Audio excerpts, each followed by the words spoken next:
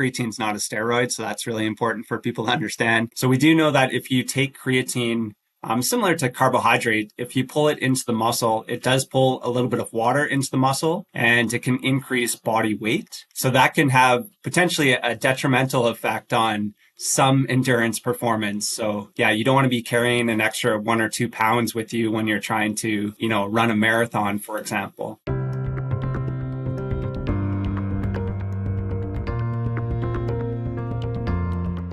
Hi, everyone. Welcome back. I'm Dr. Greg Wells, and this is my podcast. Thank you so much for joining me. On the podcast, I do my very best to explore health, well-being, and high performance. I love bringing on researchers and adventurers and explorers and leading thinkers on health, well-being, and high performance so we can all live a limitless life.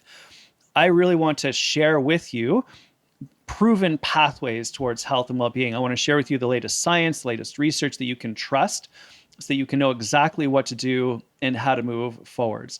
And one of the areas that has exploded lately is creatine. I'm sure you've heard of it. Lots of stuff going on around this, lots of conversations about this on social. And whenever there is a topic that blows up, sometimes there's great information that's super helpful, but then there can be a lot of hype that we don't know if it's true or if someone's just trying to shill a product on you. To cut through all of that noise, to help us understand what to do, what's real, what's hype, I am so excited to bring to our conversation, our podcast today, Dr. Scott Forbes. Now, Dr. Forbes is a professor and chair in the Department of Physical Education Studies at Brandon University. He is a leading researcher on creatine, resistance training, and healthy aging internationally. He has completed his PhD in exercise physiology from the University of Alberta, followed by postdoctoral research at the University of Calgary, where I did my undergrad. He is a certified exercise physiologist and high performance specialist through the Canadian Society of Exercise Physiology and a certified sports nutritionist and fellow of the International Society of Sports Nutrition. Across more than 110 peer-reviewed research papers and multiple book chapters, Scott's work focuses on how creatine and protein can optimize our muscle, bone, and brain health in adults and athletes. Dr. Scott Forbes runs both clinical trials and meta-analyses on creatine and resistance training in aging muscles, inflammation, and cognition, then translates those findings into clear, practical recommendations for athletes, firefighters, military personnel, and older adults. He is a core member of the Creatine for Health initiative and a frequent contributor to high-impact journals on creatine and brain function. As such, we are so lucky that he is here because he is uniquely positioned to explain where the evidence is really solid, where it's emerging, and most importantly, how do we apply it safely day to day. So this is a wide-ranging conversation. We go through a number of different topics. Dr. Scott is super clear. He has the research evidence to back up what he's saying, and we land on a place where we're able to make clear recommendations about how we can move forwards and use this or not in our lives. So without any further delays, let's dive into my conversation with creatine researcher, Dr. Scott Forbes. Dr. Scott Forbes, thank you so much for joining us today. I'm really excited to spend some time with you to learn about your research because creatine is such a hot topic right now, but I want to cut through all the noise, get to some of the science. So thank you so much for joining us today. I really appreciate it. Very happy to be here and to connect with you and to discuss creatine research. As you mentioned, yeah, it's exploding, and there's lots of science to support it, but there's also lots of, I guess, myths or misconceptions about creatine. So it's good to kind of dive into the science and find out what creatine can actually do. That's great. I'm so excited to cut through the noise, get rid of the myths, know exactly what we need to do if you want to go ahead with this. I'm excited personally, and I'm excited for the community as well. So let's just start with you, though. I want everyone to get to know you a little bit better. Tell me a little bit about yourself. Tell me a bit about your research background. How did you get into this field? What sparked your interest? For sure. So I guess my first introduction to creatine was at the University of Saskatchewan. My undergraduate honors supervisor, his name is Phil Chillibeck, and he is one of the first to study creatine combined with resistance training to enhance muscle growth and muscle strength in an older population. So just really good timing. And then also Phil had a graduate student, a PhD student. His name is Dr. Darren Kandow, and he is probably the kind of world expert on creatine supplementation. So I got to connect with him at that time as well. And we've all collaborated together for basically the last 17 years on creatine research. So that's where it all started. And right now I'm currently at Brandon University in Brandon, Manitoba in Canada. And yeah, just continue on that creatine research. Great. Well, thanks again for taking the time to hang out with us and join us. And given your extensive research background in this, your deep understanding of the science of creatine, perhaps you could tell us, like, what is creatine? And let's just begin with that one. Like, what is it? Why are we hearing so much about it? What's going on here? Okay, so creatine is, first of all, it's not a steroid. So a lot of people have this misconception that it's an anabolic steroid and it's just used to make bodybuilders' muscles a little bit bigger and stronger. We actually know that it's a part of an energy system. So we have multiple ways to create this molecule called ATP, or the energy currency in the muscle. And creatine can be taken in a variety of different ways. So you can ingest creatine through food sources. You can take it as a dietary supplement, but also our bodies can synthesize creatine, and it's made up of 3 amino acids. So amino acids are just the building blocks of protein, but if you put 3 specific amino acids together, it makes this creatine molecule. You can take it up into different cells, and then essentially it's like stored potential energy, and it supports higher intensity type exercise. So that's the briefing of what creatine is. Got it. So we ingest foods, certain types of amino acids. I'd love to know which ones, just for curiosity. The body can then synthesize that to create creatine in, I assume, our muscle cells, our brain cells, and then we use that for energy. Is that what do I have that correct? Pretty close, yeah. So first of all, it's made up of arginine, glycine, and methionine, and it involves 2 enzymes. You can synthesize it in your liver and kidney primarily, but our brains can also synthesize creatine as well, which is, yeah, pretty cool. So we have creatine within our brain, and we can talk about maybe the benefits of creatine on brain health later on. But most of the creatine is actually stored within the muscle. So 95% of the creatine within your body is stored in the muscle, but your muscle can't synthesize its own creatine. So it has to rely on kind of exogenous sources of creatine, but it has a lot of creatine transporters. So anytime creatine's kind of floating by the muscle, it gets sucked up into the muscle quite easily. And so, yeah, if you ingest creatine through those food sources or through a dietary supplement, or your body synthesizes it, most of it gets taken up into the muscle. I really appreciate that. That's super helpful. And if we want to, let's say we have low levels of creatine versus like an optimized level of creatine, what are the differences that we might experience in our muscles and our brains and our bodies if that's the case? Okay, so as I mentioned before, that creatine can be used as an energy source, and it supports high intensity exercise. So anytime you're doing really explosive type activity, let's say lifting weights or trying to run fast or sprinting upstairs, you're going to be utilizing this particular energy system. But this energy system is only good for short durations. We know if you try to sprint really fast, you can only do that for a short period of time. But if you take a creatine supplement, you can make this energy system just a little bit bigger. So on average, it's about a 20% increase. So it might go from, supporting maybe 8 to 10 seconds of exercise to maybe 10 to 12 seconds of high intensity exercise. So it's not having this really profound effect on your body, but it does give you just a little bit bigger capacity for that particular energy system. So like one extra rep, if you're doing 3 sets of 8 to 12, it's like you might get one extra rep every time. Or if you're doing, like my kids are swimmers, so if they're doing like 25 sprints and that's going to take you 20 seconds, maybe that'll just be like a little bit faster. It's just a little bit more energy for those short, explosive strength power type events. Absolutely. Yeah. So it's not going to have this really profound effect that you're going to feel instantaneously when you take creatine. You're not going to turn into a superhuman, but yeah, it will have this very small effect. So maybe, as you mentioned, maybe you can do one or two more reps per set, and then over time that can translate into, bigger and stronger muscles. And that's really what the science does support. Interesting. I had a teenage athlete about 20 years ago, was really struggling for a whole bunch of different reasons. Um, we started her on a creatine protocol a long time ago. It was 4 to 6 grams per day, like very, very small micro dosing basically. And it had a profound impact on her. It really brought her athletics back to life, really.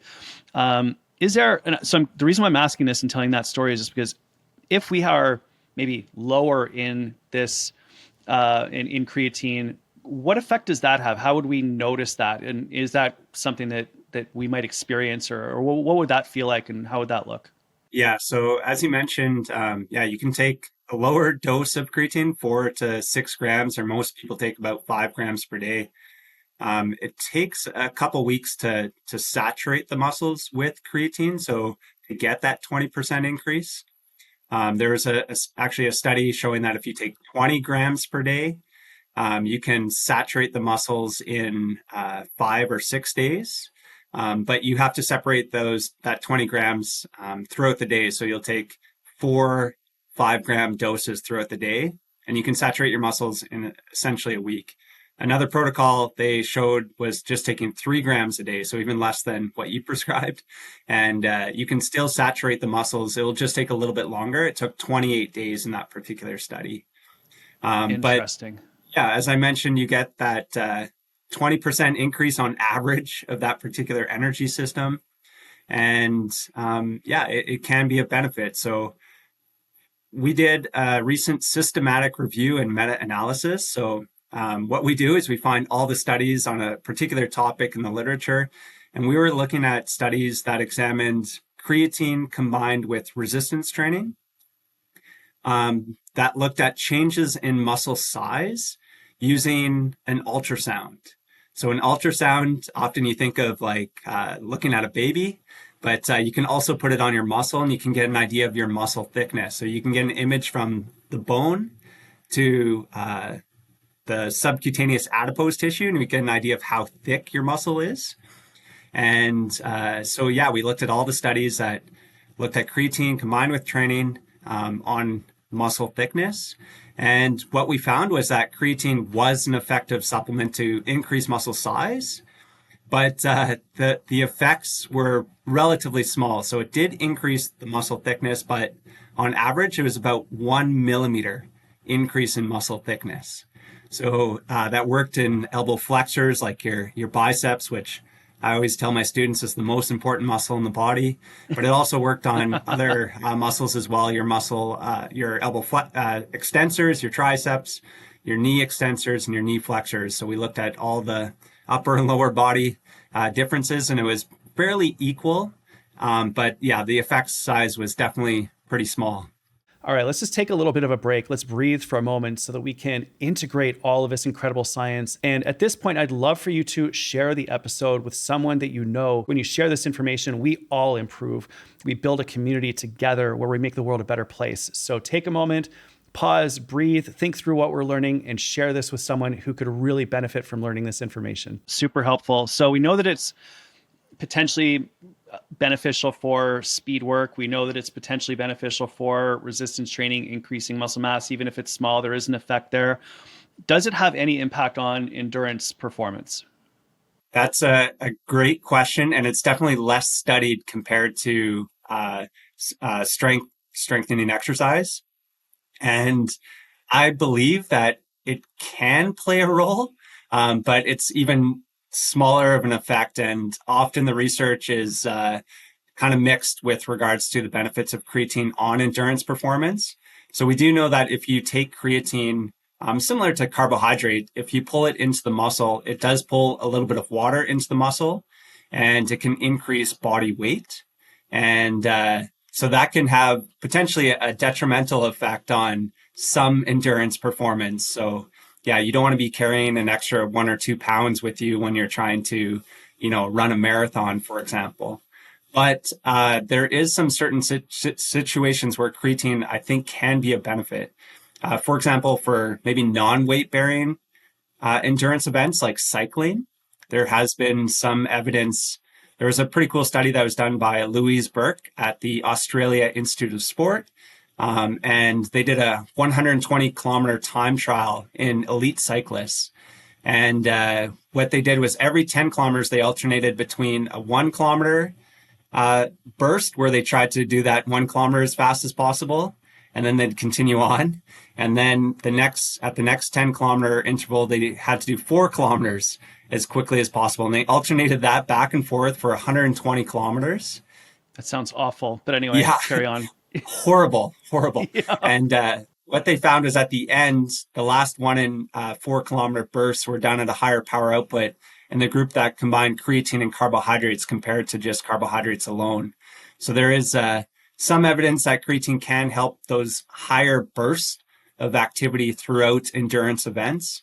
There's also a swimming study where they showed the last 50 meters of a 400-meter race was done faster with creatine supplementation. So it might help that finishing burst as well. So yeah, I think there's kind of key moments in endurance events where creatine can play a role. But overall, if you just do kind of time to exhaustion test or continuous exercise at a certain power output, I don't think creatine plays a major role in those particular events. It's primarily using other energy systems that are more important. The mitochondria, the oxidative aerobic energy system is much more important for those events. That's super helpful to help clarify that. I'm also really interested in the effect of creatine on the brain, and I know that you've been posting about that and thinking about that quite a bit. So, as so many people are fascinated by brain health and brain function, and creatine clearly plays potentially a role there. I'd love your thoughts and your thinking in that area too.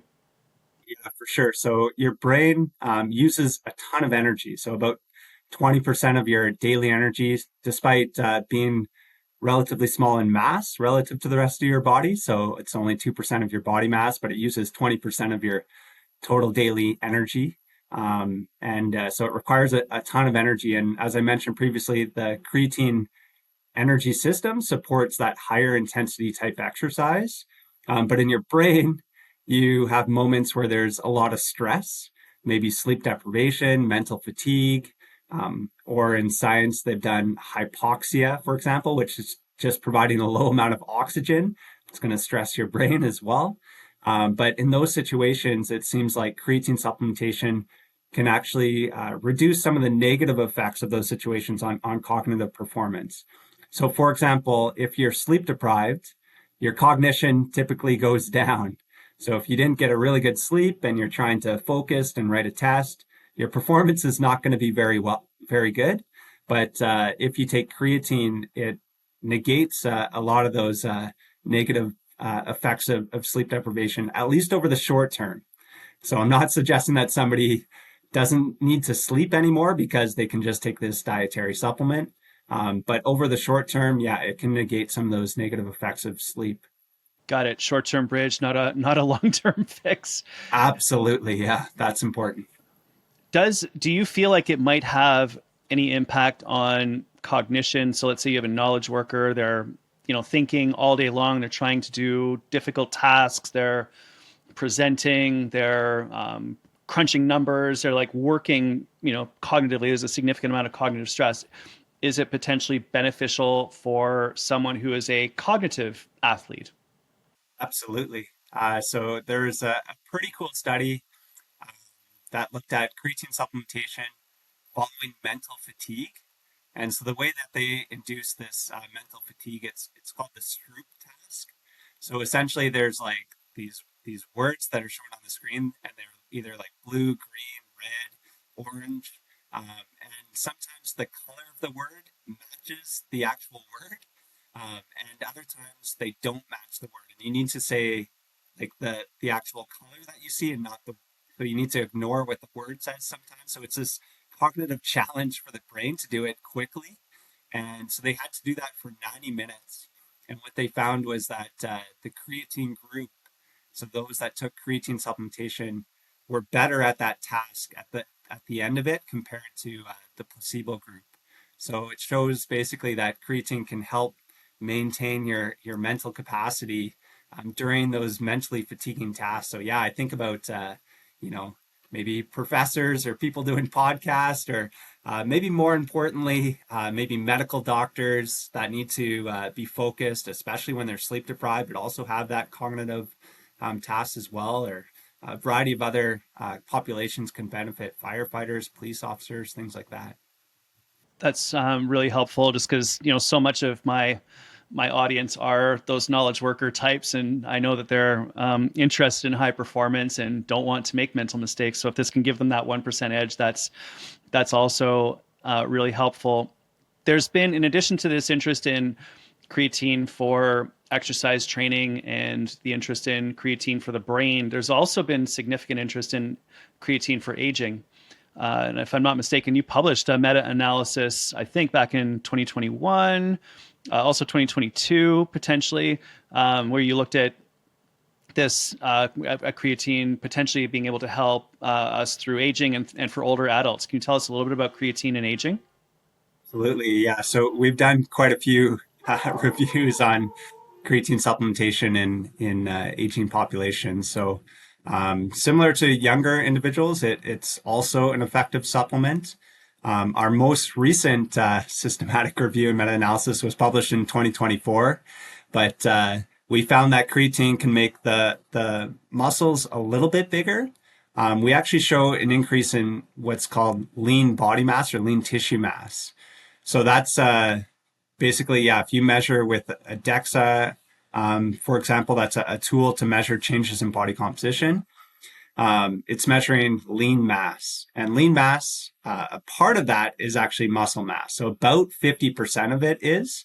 So oftentimes we'll show, for example, like a 1.1 kilogram or 1.3 kilogram increase in lean mass with creatine supplementation combined with exercise compared to the placebo. So it seems like creatine's having this really big effect. People are like, oh, you're going to gain over a kilogram of muscle. And I'm like, no, half of that is muscle. So it's still having an effect, but yeah, it's definitely smaller than what people suggest. And then we also showed that it can improve upper body strength in older adults as well. So that's great. And then our most recent systematic review actually showed no benefit on lower body strength, which we did previously. So I'm not too sure why there's upper and lower body differences, but yeah, that's our most recent systematic review. If you had an older parent, would you put them on it? Definitely. Yeah. So All right. yeah, so it has a small effect, but it can not only can it improve their muscle mass and their strength, but it can also improve their functionality too. And so the way that we actually assess functionality is a sit to stand performance. So just your ability to sit down and stand up multiple times in 30 seconds gives us a really good idea of kind of your activities of daily living. And creatine supplementation can definitely help that as well. That's extremely helpful. I'd also curious about creatine supplementation for women's health.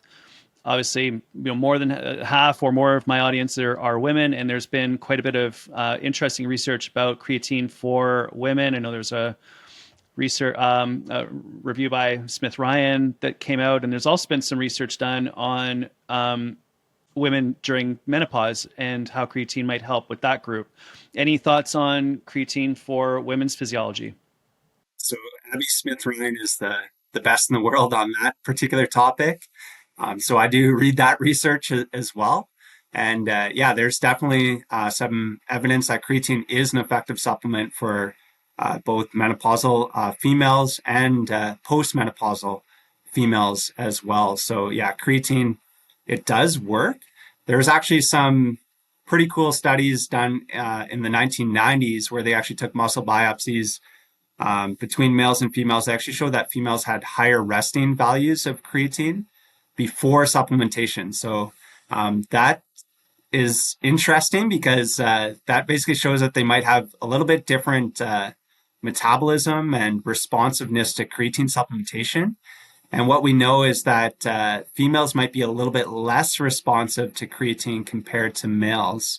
That's based off of a few studies, and yeah, so it definitely needs to be explored further. Abby Smith Ryan also showed that across the menstrual cycle, it could vary as well. So estrogen, for example, influences creatine kinase, which is the enzyme involved in breaking down phosphocreatine, or that creatine energy system. And so, yeah, it could also change throughout the menstrual cycle as well. But yeah, there's lots of questions that are definitely being explored with regards to creatine in females. Yeah, we'll definitely keep our eyes open and stay tuned on that one. I did a study with a team, participated in a study on creatine supplementation in juvenile dermatomyositis. So it's a muscle inflammatory disease at sick kids. When I was there, I did the MRI studies because we could look at creatine in the muscle tissue using MRI, which was really cool, phosphocreatine actually. And we found that there was an impact of creatine supplementation on inflammation. But that was just in that one group, juvenile dermatomyositis, not the general population. Do you have any thoughts on creatine for inflammation? And is there any data around that? Yeah, so there is some evidence that creatine works in a variety of different ways, and yeah, one of them is by reducing inflammation as well. I'm more familiar with kind of the endurance or the exercise studies, but there is one where they did a 30-kilometer run, for example.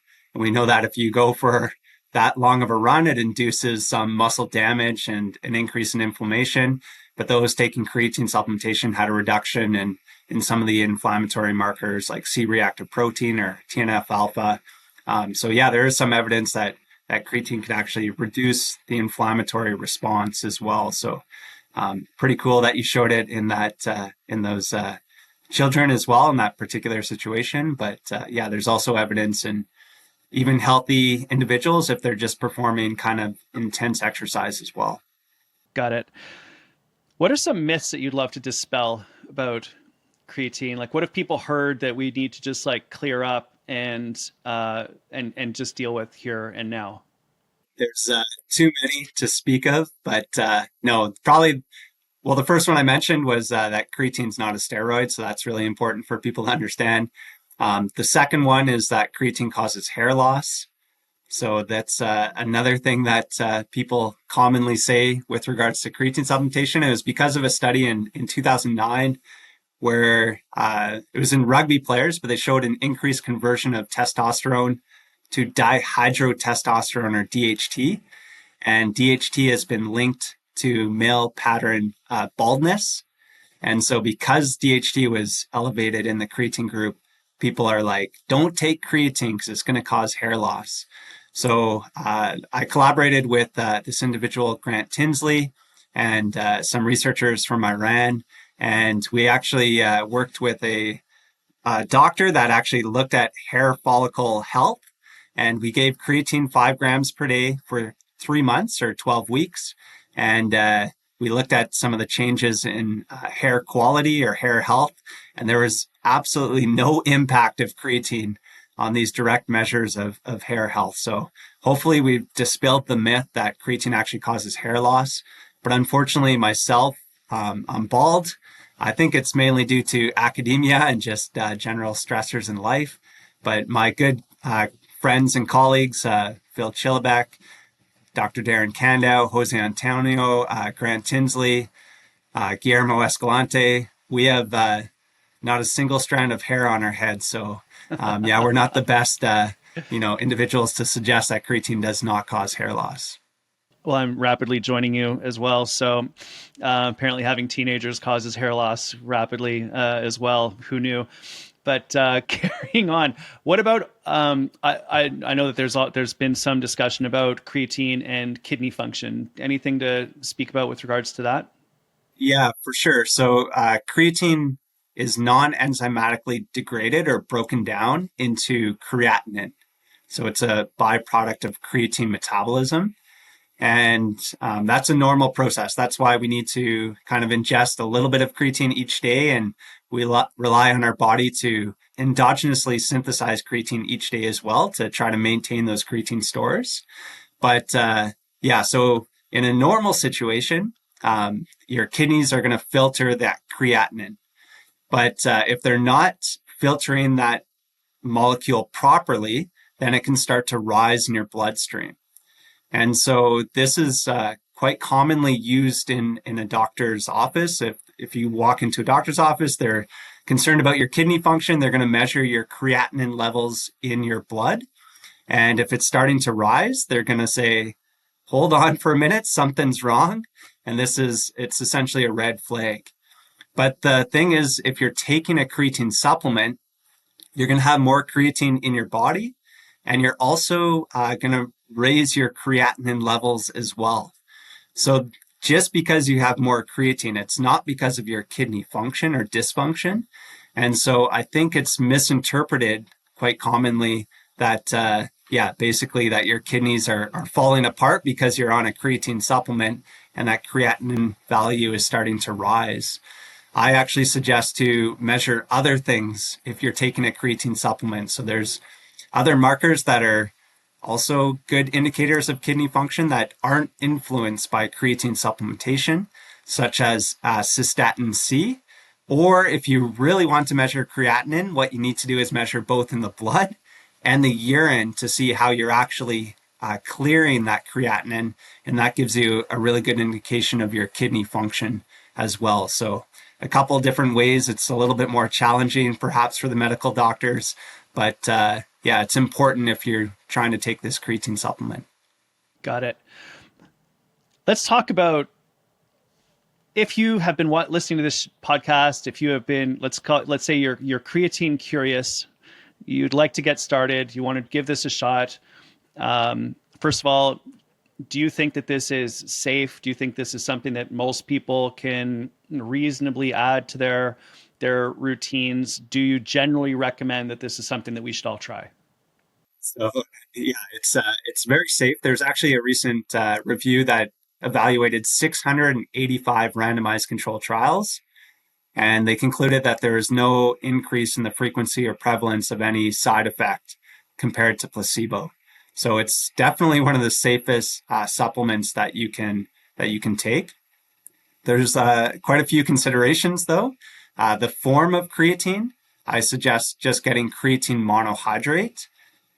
It's the most studied. So actually in those 685 randomized control trials, 95% of them were done on creatine monohydrate. So if you walk into a supplement store, they might try to sell you on, I don't know, creatine HCl or buffered forms of creatine, but those are much less studied and they're not any more effective than creatine monohydrate is from a performance standpoint. So yeah, my recommendation is just at the moment, stick to creatine monohydrate. The other recommendation is just to stay in the recommended doses. So we know is taken as little as 3 grams a day, but most people take about 5 grams per day, is an effective strategy. There are a few case studies that are published where people have tried mega dosing of like 200 plus grams of creatine per day. And of course, they had some health concerns after that as well. So just take a lower dose, or just take about 5 grams per day, and you're going to be healthier. You're going to saturate your muscles with that energy, and nothing bad's going to happen to you. Right on. And if you wanted to take it before workout, after workout, time of day, does any of that matter? That's a great question as well. So there was actually a pretty cool study that did unilateral cycling. So basically they just cycled with one leg at a time. And what they found was that the leg that exercised was able to take up the creatine a little bit better into the muscle compared to the non-exercise leg. So I do suggest to take it close to your exercise. But we also did studies looking at before versus after exercise to see which one was better. And there was no difference. I think at the end of that study, we're in in science, we're always excited when we get statistical differences, but we found no difference in that study. And I was like, no. But then when I thought about it, it's actually a good thing because it falls down to the individual's preference now. You can take it Right. before or after. It doesn't really matter. And we've also done studies looking at creatine during training as well. So they just took a little sip of creatine after each set, and it was also effective as well. And I would like to also mention that we also did a review of looking at creatine supplementation just on exercise days.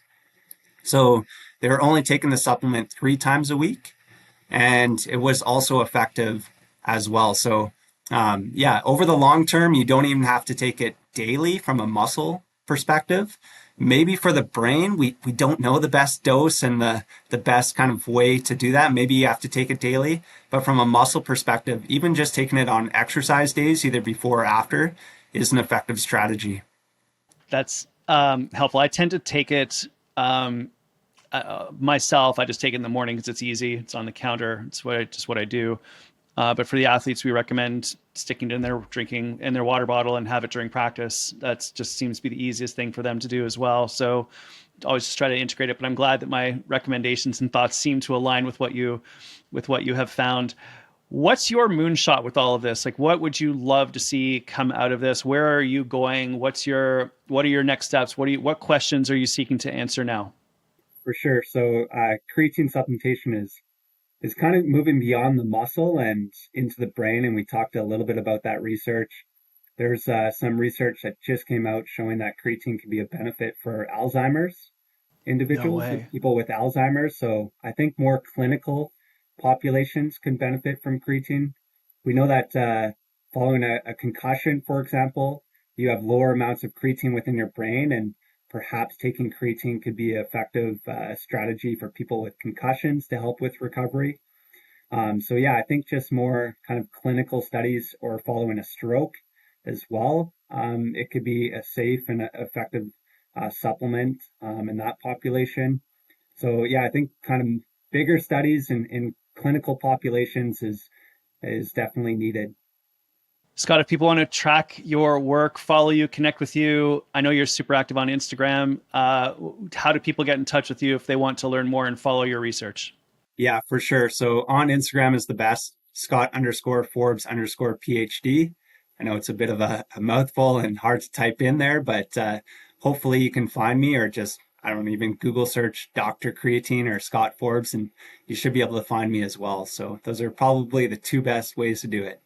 Dr. Scott Forbes, thank you so much for joining us. I really appreciate your thoughts, your insights, bringing so much clarity to this issue that is surrounded by so much noise. And whenever we see something in the media or the social medias that is a big topic, you never really know, is this real or is this just hype? And you've really helped us to figure out what is actually real and what to do. So thank you very much for taking the time to hang out with us today. Welcome. Thanks for having me. All right, everyone. I hope that you enjoyed that. If this conversation with Dr. Scott Forbes all about creatine was helpful for you, if it brought some clarity to you and what you want to what you want to do moving forwards, please share this episode with someone who will benefit. If someone popped into your mind and you're like, wow, they really need to hear this, or maybe they could benefit from this information, please share this episode with them so that we can spread the word with regards to clear science that helps us to improve our health and well-being and reach our potential. I think that it's so important for us to put great information out into the world. And when you share this information, that helps us to grow the audience and grow the impact of this show. And of course, to help people, which is what it's all about. So thank you so much for being a part of this journey. Thank you so much for being here, for listening right until the end. That really demonstrates your commitment to all of this. And we really, really, really appreciate it. If you want to check out Dr. Forbes, he's very active on Instagram. Just search Dr. Scott Forbes Creatine Instagram. You will find him. You can also check out his research at his university webpage as well, which I will link to in the show notes. All right, everyone. Thank you so much for being a part of this journey. Thank you for listening to the podcast, watching the episode on YouTube, and we really appreciate you being here. Have a great week. We'll see you again really, really soon. This is a little note from the lawyers. This podcast and video contains advice and information relating to health and wellness and is presented solely for general information, educational, and entertainment purposes. We've made enormous efforts to make sure that the information is accurate and that what we've contained in this episode is based on science and research. However, it should still only be used as a supplement rather than to replace the advice of your doctor or other qualified healthcare professional. If you know or suspect that you have a health problem, it's recommended that you seek your qualified healthcare professional's advice before embarking on any program, treatment, or protocol. All right, thanks for listening in. Really appreciate you. We'll see you in the next video, session, or podcast.